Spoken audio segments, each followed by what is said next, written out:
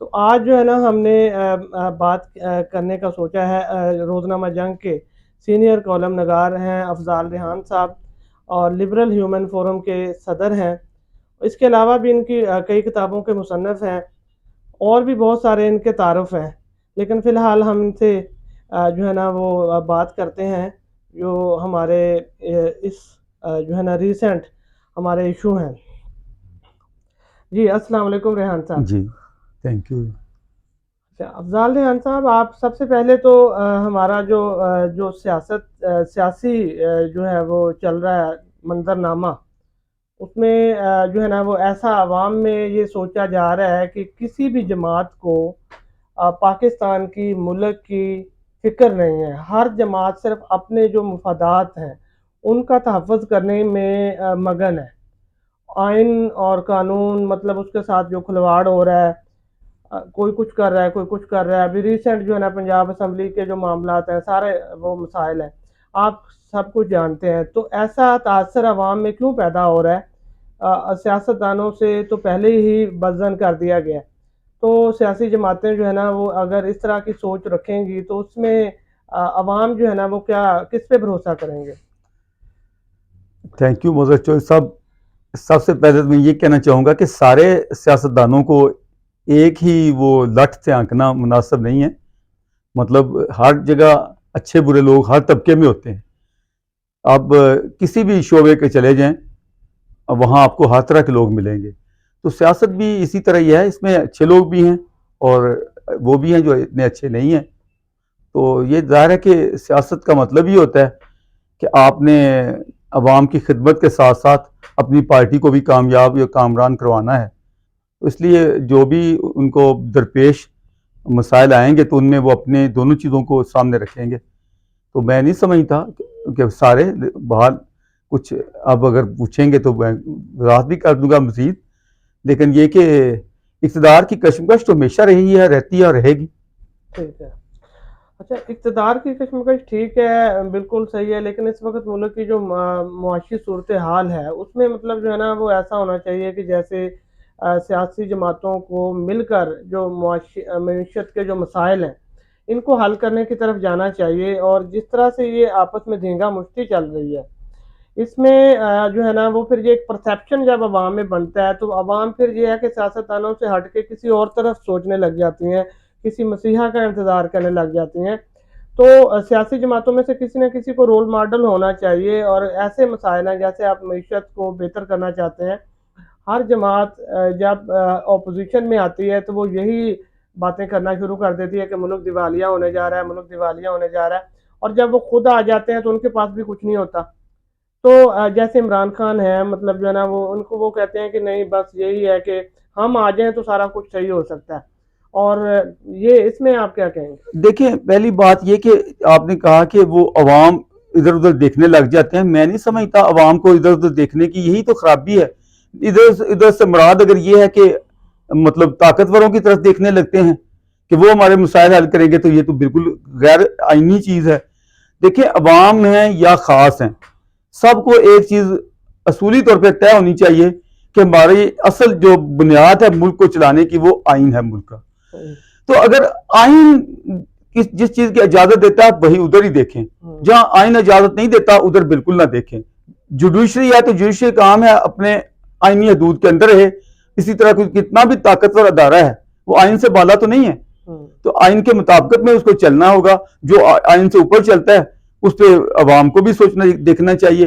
باقی رہ گیا کہ پاکستان کے آپ نے معاشی مسائل کی بات کی، دیوالیہ پن کہہ لیں اسے آپ، وہ تو پاکستان کی معیشت تو بلا شبہ بہت بری حالت میں ہے، اور یہ آنے والے دنوں میں مجھے نہیں دکھتا کہ یہ اٹھے گی، اور اس کو برباد کرنے میں کس کس کا کتنا رول ہے اس پہ بھی بحث ہو سکتی ہے۔ ہمارے ہاں ایک بڑا ہی سب سے آسان نسخہ یہ بیان کر دیا جاتا ہے جی یہاں کرپشن بہت ہے اس لیے یہ معیشت تباہ ہوئی ہے۔ کرپشن دیکھیں، مانتا ہوں کرپشن بری چیز ہے، نہیں ہونی چاہیے، لیکن یہ ہمارے ترقی پذیر ملکوں میں اس طرح کی چیزیں اگر ہوتی ہیں تو سسٹم میں اتنی طاقت اور جان ہونی چاہیے کہ وہ اس طرح کی چیز نہ ہونے دے۔ لیکن صرف یہ کہہ دینا کہ کرپشن کی وجہ سے دیکھیں آپ نے عمران خان کا ذکر کیا، وہ مطلب یہاں اتنا پروپیگنڈا کیا گیا کہ جی ایک دن میں پتہ نہیں 12 ارب کی کرپشن ہوتی ہے. بھائی آپ آگے ہیں، ایک دن 365 کا ہوتا ہے، یعنی ایک سال 365 دنوں کا ہوتا ہے. ایک دن میں اگر 12 ارب کی ہوتی تھی تو آپ جتنے رہے ہیں آپ ذرا 365 سے ضرب دے کے دیکھیں، آپ نے وہ کرپشن جو روکی ہے تو کتنا ملک کی تو معیشت بلندی میں مطلب ترقی یافتہ ملکوں کے لیول پہ چلی جانی چاہیے تھی اس لحاظ سے. تو میں سمجھتا ہوں کہ ہمارے ہاں چیزوں کو اسپلائڈ کیا جاتا ہے، چیزوں کو بڑھا چڑھا کے اپنے دوسروں کو نیچا دکھانے کے لیے. یہ کرپشن کا نعرہ بھی انہی میں سے ایک ہے. جو بڑے پادشاہی کے متقوے کا لے کے وہ آئے تھے تمغہ، اور کیا ہے یہ صادق و امین ہے. آپ نے صداقت اور امانت کا وہ ہنڈیا جو ہے وہ بیچ چرواہے کے اور بیچ بنی گالا کے اور توشہ خانہ کے ساری دیکھ لی ہے. یا تو جو پیری کے نام پہ بھی آپ نے محبت کر کے بھی دیکھا ہے، محبت میں بھی دھوکہ ہے. یہاں تو وہ درویشی بھی عیاری ہے، اور پیری کو میں کیا کہہ سکتا ہوں. تو آپ دیکھیں کہ یہاں جس کو بھی بولیں گے، جس کو موقع نہیں ملا وہ ایماندار ہے، جس کو موقع ملا ہے وہ جتنا ملا ہے اتنا، جس کو تھوڑا ملتا ہے وہ تھوڑا. تو یہ لہذا یہ چیزیں نہیں ہیں. اصل چیز ہمیں یہ دیکھنی چاہیے کہ ہماری سمت جو ہے نا وہ ٹھیک نہیں ہے.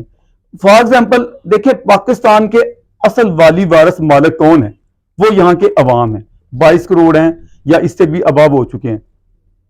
اگر وہ مالک ہیں تو ان کا مفاد ہمیں ہر چیز پہ پرائرٹی پہ ہونا چاہیے.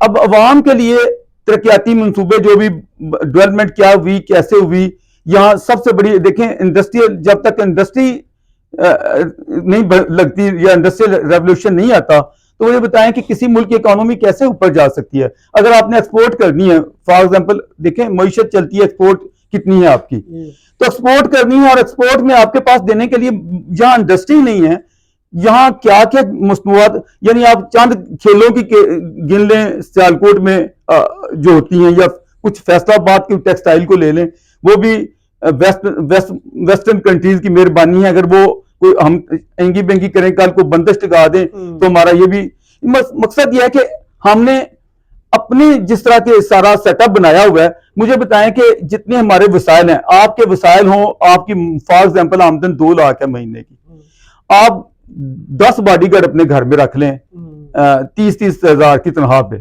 تو مجھے بتائیں آپ اپنا گھر چلائیں گے، اس کی ہانڈی روٹی کا، چولہے کا، کپڑوں کا، بچوں کی ایجوکیشن کا وہ بندوبست کریں گے، یا وہ باڈی گارڈوں کو پالیں گے اور ان کو کھانے بھی کھلائیں گے، اور پھر وہ ان کی جو یعنی جو تنخواہیں ہیں وہ تو الگ رہی، جو وہ مزید ان کے تقاضے ہیں، ذرا ان کی فہرست پہ کسی کی جرت ہے کہ وہ بیان کرے کہ کیا کیا ان کی کیسی کیسی فہرستیں ہیں، ایک جہاز ان کا کتنے میں آتا ہے، ایک ٹینک کتنے میں آتا ہے، اور وہ سارا کتنے میں قوم کو پڑتا ہے. اور پھر مجھے حیرت ہے لوگوں کو یہ معلوم ہی نہیں ہے کہ یعنی وہ جو کہا جاتا ہے کہ وہ جو دفاعی بجٹ ہے، لیکن جی جو پینشنیں دیتے ہیں نا، جو لاکھوں میں بہت لمبی چوڑی تعداد ہوتی ہے، مجھے اس دن بحث ایک جگہ ہو رہی تھی، یعنی وہ ان کے لیے کوئی ایشو نہیں ہے کہ تھوڑی سی سروس کر کے ریٹائرمنٹ لے لی جائے اور پھر پوری پینشن جو ہے وہ لے لی جائے، اور کسی کو یعنی اجازت نہیں ہے کہ اس کے بارے میں تحقیق کرے کہ بھئی یہ کہاں جا رہی ہے، وہ دفاعی بجٹ میں شامل نہیں ہے، وہ جتنی بھی رقوم جاتی ہیں.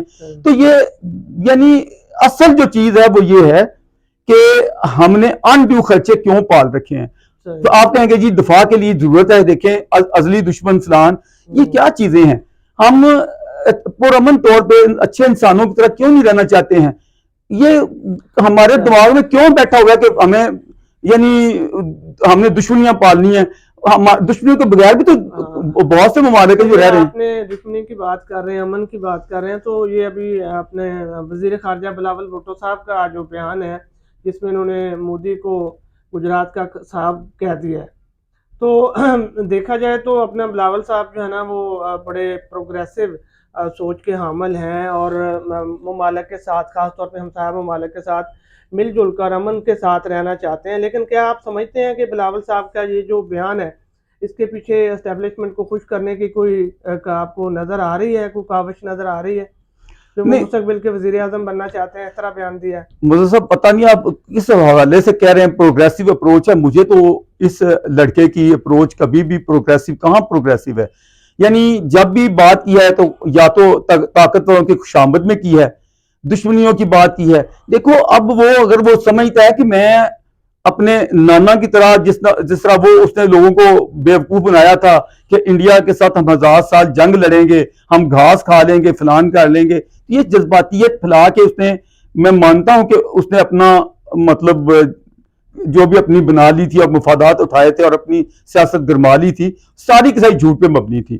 آپ اگر اس کی سیاست شروع ہوتی ہے، ویسے تو آپ کو پتا ہے وہ آیا ہی اس طرح تھا کہ میجر جنرل سکندر مرزا کی کیبنٹ میں جس طرح وہ پھر بھٹو صاحب کو ڈیڈی بنا کے جیسے بھی وہ ان کا، آپ کو معلوم ہے وہ یہاں کہا جاتا ہے قائد جمہوریت، جب وہ جناح صاحب کی بہن فاطمہ جناح الیکشن لڑ رہی تھی جمہوریت کی ڈکٹیٹر کے خلاف، تو یہ صاحب کہاں کھڑے تھے؟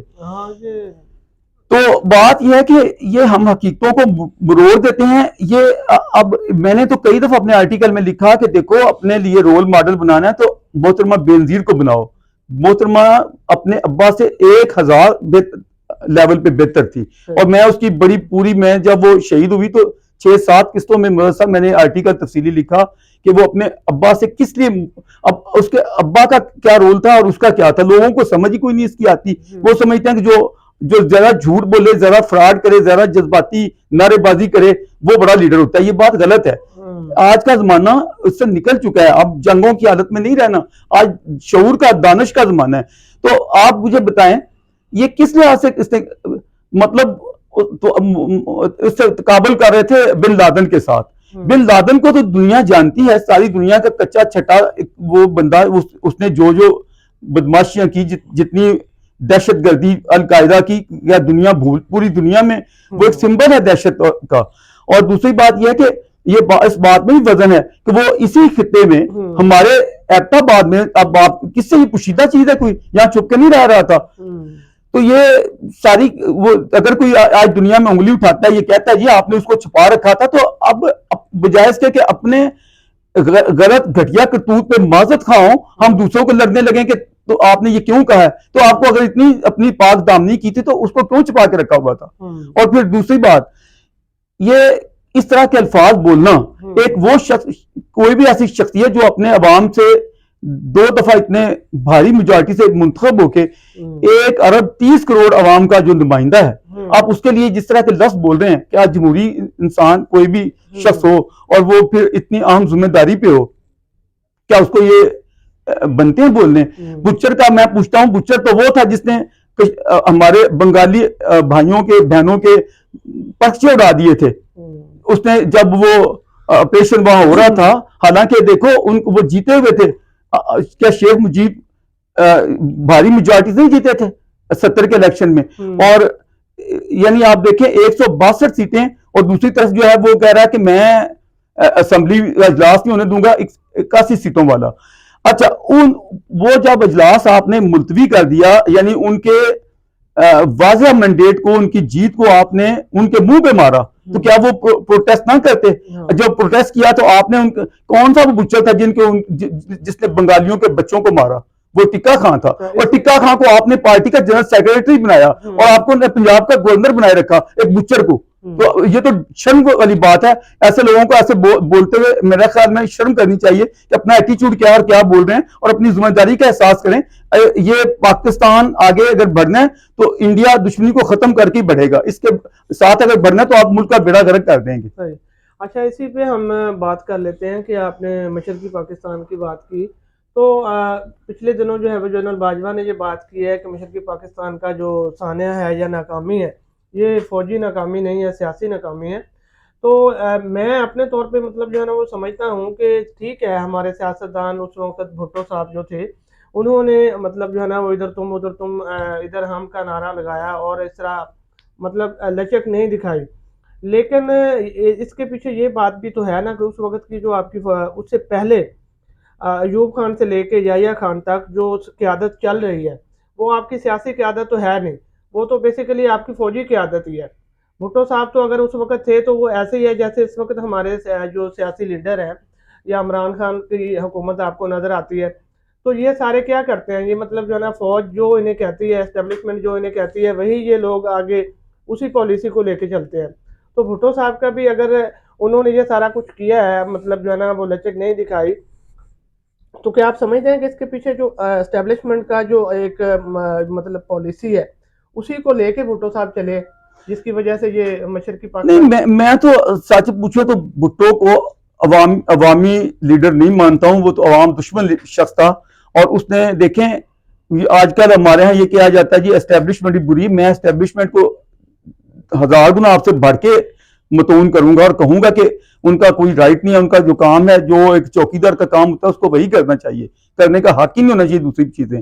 لیکن دیکھو ایک شخص مسلسل ان کے ساتھ جتنی ان کی غلط حرکتیں تھیں, جو بھی انہوں نے یہاں آمریت مسلط کی رکھی, اب شروع سے یعنی میں نے ابھی آپ سے گزارش کی کہ میجر جنرل سکندر مرزا سے لے کے پھر ایوب کا پورا دور گزرا ہے. یہ شخص کیا اس کے ساتھ نہیں رہا؟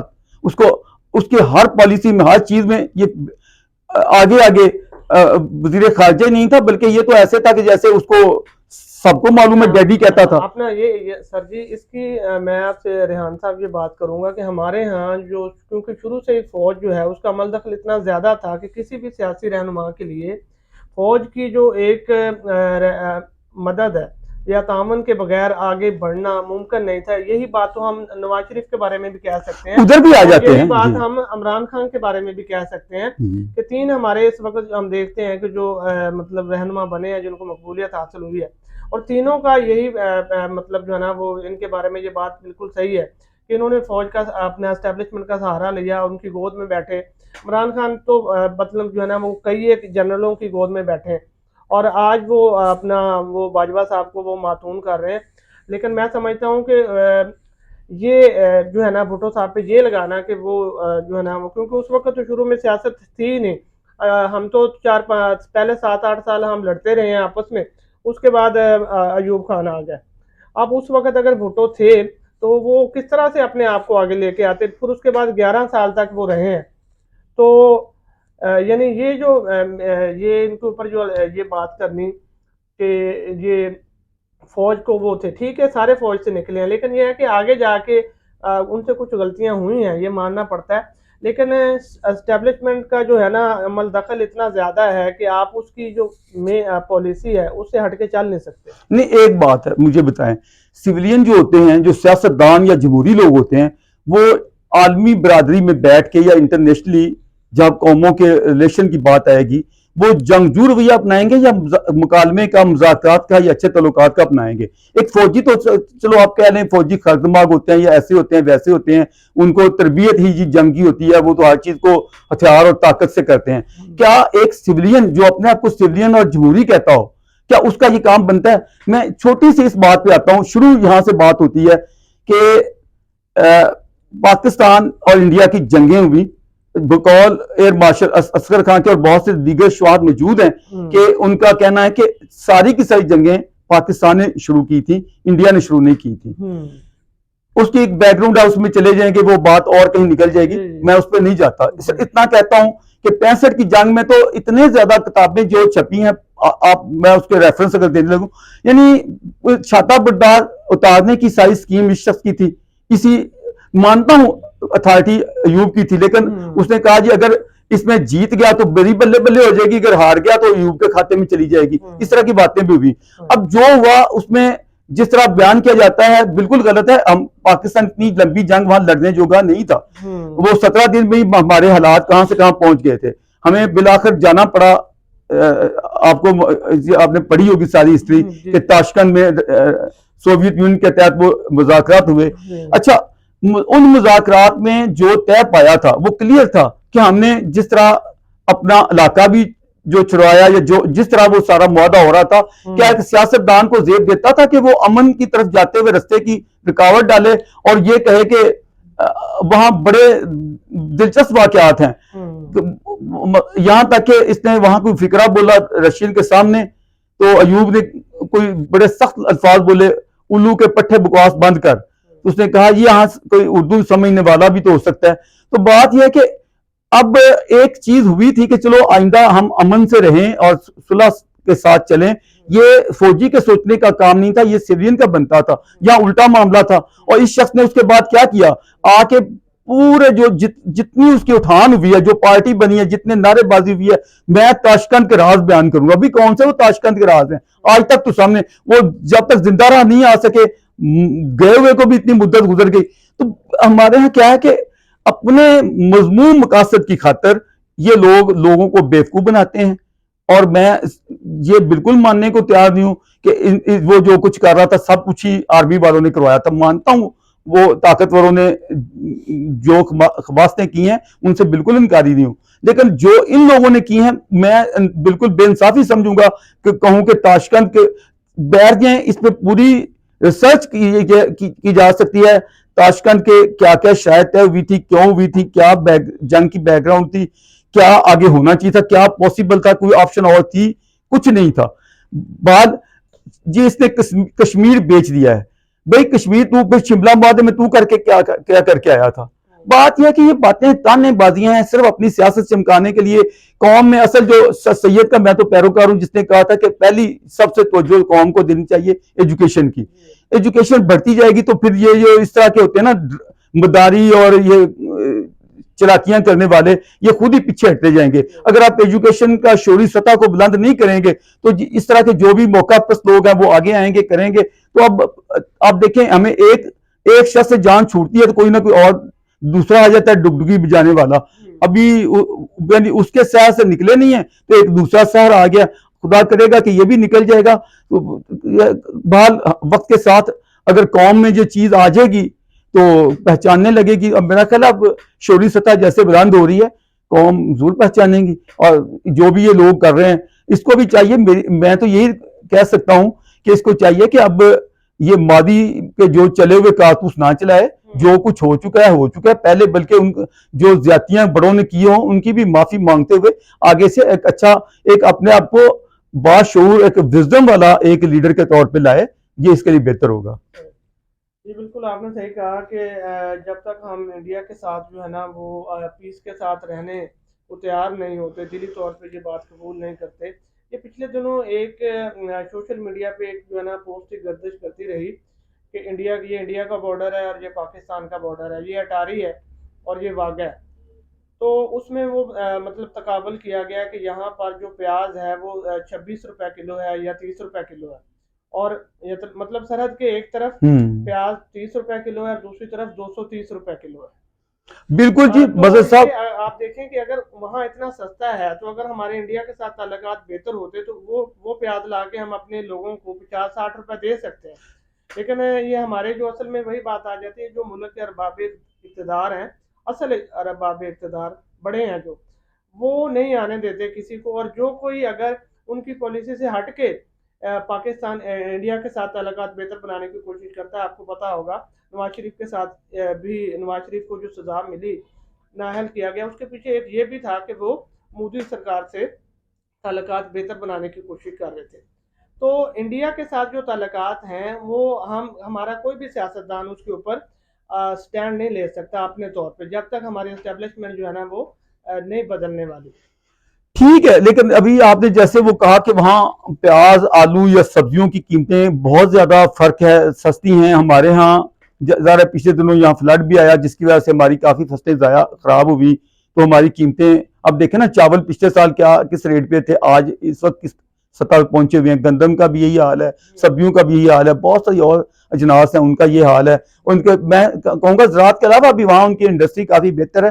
کئی اور بھی بہت ساری چیزیں ہیں, موٹر سائیکل کو دیکھ لیں, اور یعنی ہمارے جو عوام کے استعمال کی چیزیں ہیں ان کے ریٹ وہاں کیا ہیں اور یہاں کیا ہیں, یہ جائزہ اگر لیا جائے تو لوگوں کو حیرت ہوگی کہ ہم نے دشمنی میں اپنے عوام کو بھوکا مار رہے ہیں. یہ صرف عوام دشمنی ہے, کسی کا کچھ فائدہ نہیں ہو رہا. اب دیکھیں وہی پیاز اور آلو جو کہ یہاں وہ ہندو آلو اور پیاز ہیں, جب وہ چلے جاتے ہیں یونائٹڈ عرب امارات میں اور وہاں سے ہم یہاں آتے ہیں, تو یعنی آپ دیکھیں جانے کا کرایہ, آنے کا تو ایک خرچہ کتنا بڑھ گیا. پھر ظاہر ہے کہ جو بروکر ہوتا ہے جو تیسرے بندے جب شامل ہوتا ہے تو قیمتیں اس کا بھی نفع رکھنا ہوتا ہے. تو یہ ساری چیزیں جب مل کے تو قیمت تو وہیں پھر آ گئی, فائدہ کیا ہوا. ایک چیز آپ کے بالکل ہمسائیگی میں پاس ہے, آپ وہاں نہیں لے رہے, اور وہ ادھر سے کیا عرب شریف سے ہو کے وہ کلمہ شریف پڑھ کے مسلمان آلو ہو جاتے ہیں یا مسلمان پیاز بن جاتے ہیں. یہ کیسی سوچ ہے, ہم نے کیا لینا ان باتوں سے. اب رہ گیا آپ ابھی شاید آپ یہ کوشچن کریں کہ وہ کشمیر کا جی مسئلہ ہے، یہی ہے نا ایشو آ جا کے کشمیر. میں عرض کروں کہ کشمیر کے بارے میں تو آج سے نہیں، میں پچھلے شاید 35 سال سے کلیئر ہو چکا ہوں کہ 1 انچ زمین بھی لڑ کے پاکستان لینے کی پوزیشن میں نہیں ہے اور نہ لے سکتا ہے. میں لکھے دیتا ہوں، یہ سب خام خیالی ہیں. عوام کو بیوقوف بنانا چھوڑیں. آپ بھی ماشاءاللہ بڑے اچھے لکھا رہی ہیں، آپ یہ لکھیں کہ بھائی عوام کو بیوقوف بنانا چھوڑیں، ایک چیز امپوسیبل ہے، نہیں ہو سکتی ہے. تو آپ اس کے بارے کیوں لوگوں کو الجھائے ہوئے ہیں؟ آپ اچھے ہمسائیگی کے بھائیوں کی طرح رہیں، ایک اچھے مراسم قائم کریں اپنے. دیکھیں اگر ادھر سے کوئی حملوں کا ہے تو آپ تو رکے ہوئے ہیں، بلکہ جن کو آپ کہتے ہیں کہ وہ غلامی کی زنجیریں توڑ دی، امریکہ کو نکال دیا، ہمارے بھائی آ گئے ہیں مغرب میں، تو آپ دیکھیں ادھر سے آپ کے مردان میں بھی کیا وہاں جو کچھ ہو رہا ہے اس وقت آپ کے سامنے ہے کہ ڈرنٹ لینڈ اور کے پی کے علاقے میں، یا وہاں سے جو پھول ظاہر ہے جو ہم نے بویا تھا وہی کاٹنا ہے. تو ہم نے کہیں اگر کسی کی طرف بارود پھینکیں گے تو ادھر سے بارود ہی آئے گا.